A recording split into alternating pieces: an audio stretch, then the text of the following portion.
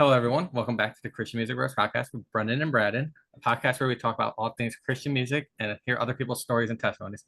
I'm your host, Brendan, and unfortunately, Braden couldn't be here today. He had to work, but Braden says hello and he misses you guys. But in the bright of things with Braden missing, I have a very special guest today, Iveth Luna. So, Iveth, introduce yourself right now. Yes, my name is Iveth Luna, and it's totally okay. Growing up, every single teacher got it wrong. It's very rare, mainly because it's Spanish. So, in Spanish, the I makes the E sound, so it's like Yvette with a lisp. Yvette. Iveth Luna. And so I'm from Dallas, Texas, and I'm excited to be here. And yeah, I'm excited to share some more of my story. Thank you for joining us, and we can't wait to hear your story. And for those who are listening, please remember to like, follow, and subscribe to our page, but also show Eva some love on her pages as well. Thank you, and we're gonna get started now. Just to start off, let's talk a little bit about your music background. You've been doing music now for a few years. Can you tell us a little bit how you got started in music? Yeah, when I was a little girl, I grew up in Spanish church, and so I watched my grandfather preach, my uncles preach, and my dad was a part of the worship team, and I'm so grateful I grew up that way. Mainly because I got to know Jesus through my family, and I fell in love with music and the power of music, and music plus Jesus is very powerful together. And so I was inspired by my family members. One of my uncles is a beautiful, beautiful singer. I could hear him sing all day. Just his tone was just gorgeous. And um, yeah, I was invited to come and sing on the worship team background vocals when I was 16. And I was like, I'd love to. I just don't know I don't know how to harmonize. And one of my uncles taught me. And so then I started becoming like the background harmonizer, singer. And I was so happy doing that.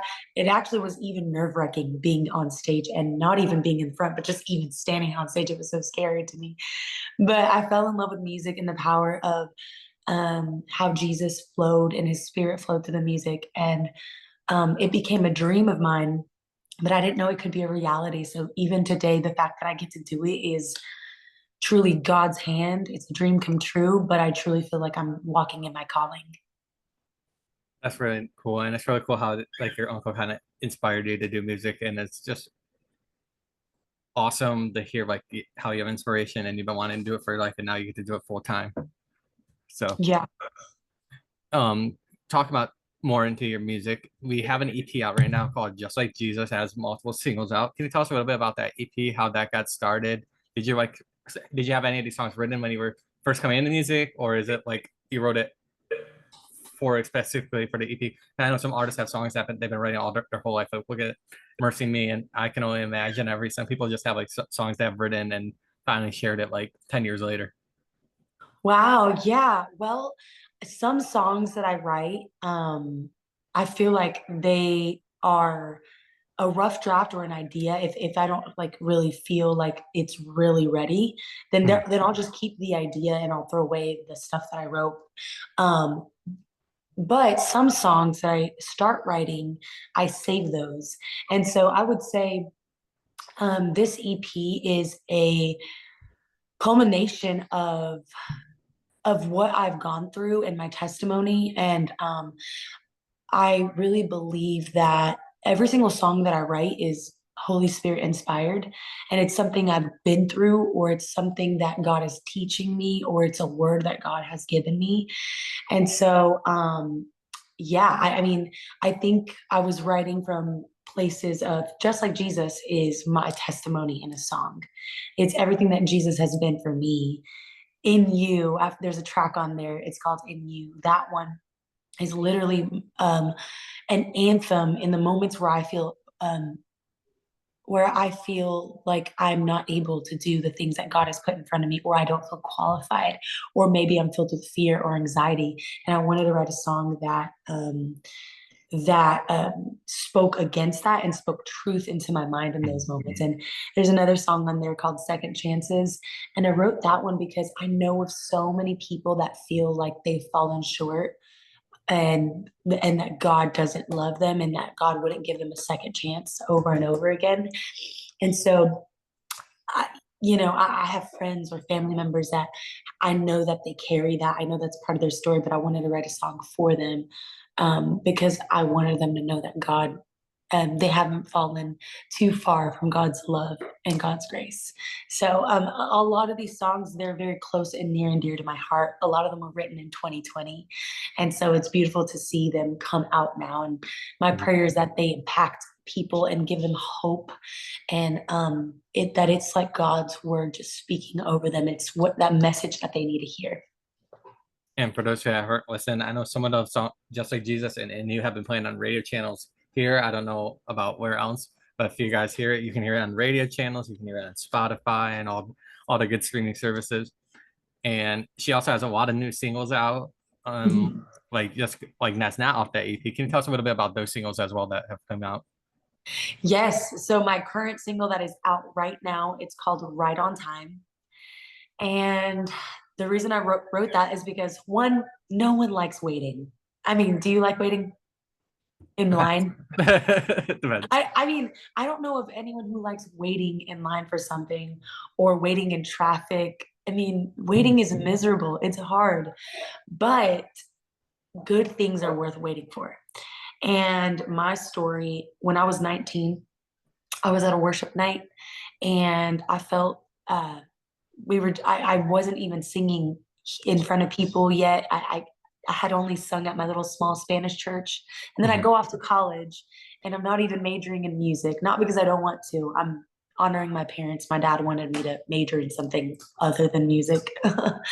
and so and so I'm at this worship night and I'm watching the worship team and I'm there with my best friends from down the hall. And um, God literally gives me a vision. And this marks my life forever. And he gives me a glimpse of me singing for him. And he said, "You're going to sing for me."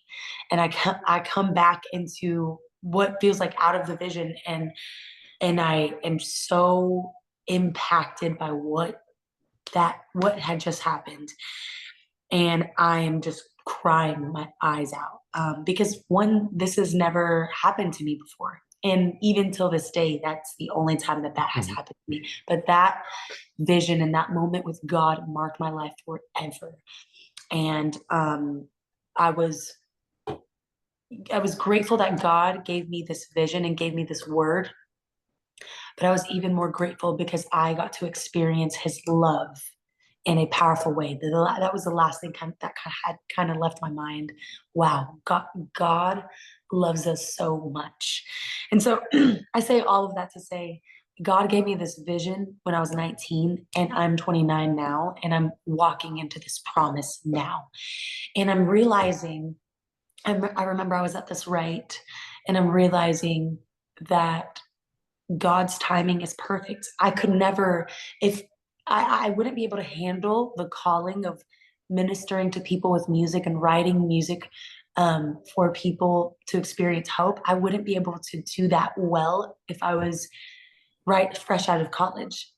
I truly believe that God allowed me to go through tough seasons to realize that He is my only hope. He's my anchor, and He's the reason why I sing.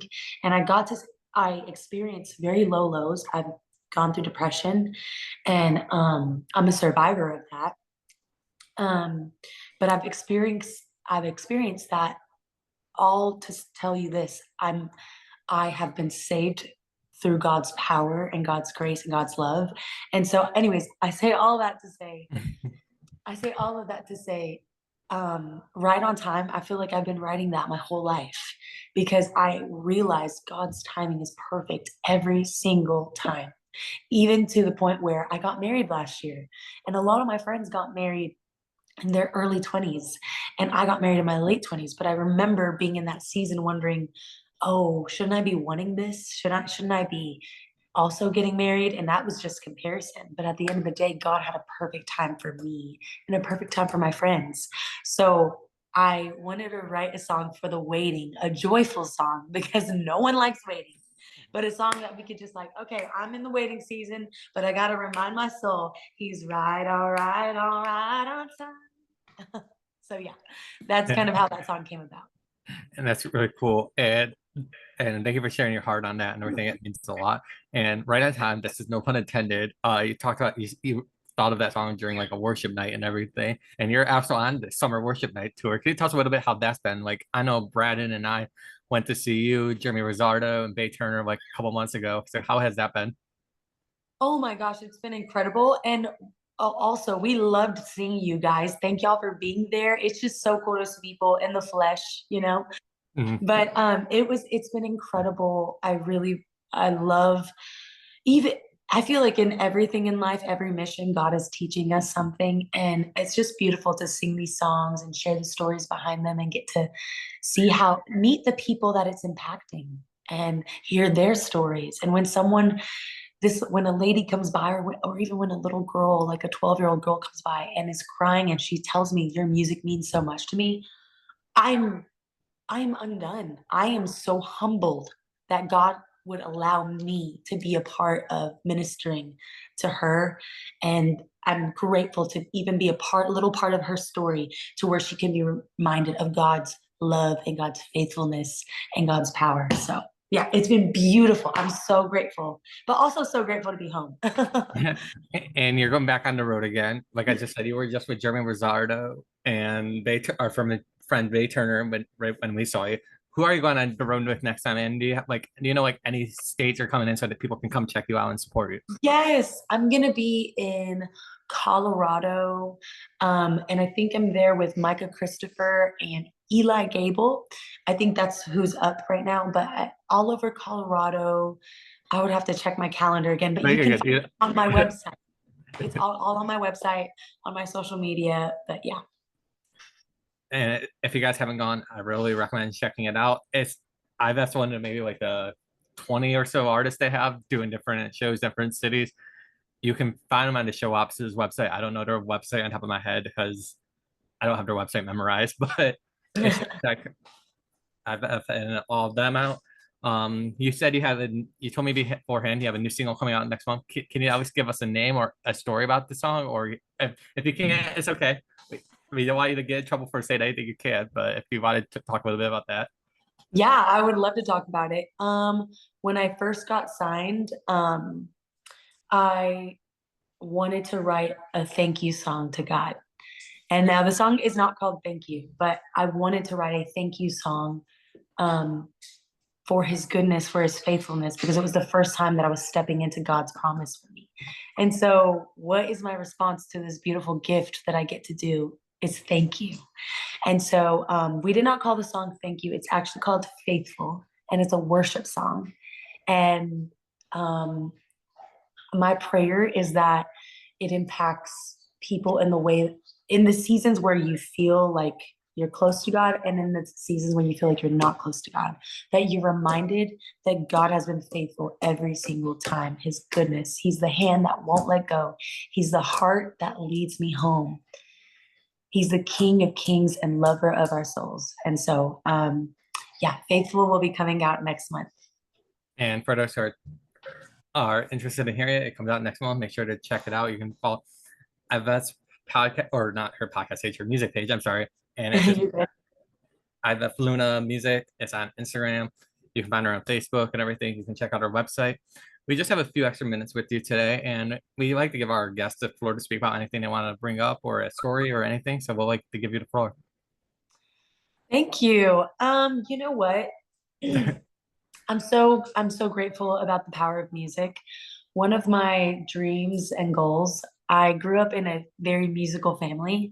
Maybe one day I'd love to do a all Spanish worship album with my family members and allow my uncles to sing and write on it and kind of just like do like a Luna family Mhm. thing because we were known as the Luna family who sang and played all the instruments. And so that would be a really cool thing. And I'm just grateful to be able to translate my songs to Spanish too. And so Right on Time is also available in Spanish, and a lot of my songs are available in Spanish too.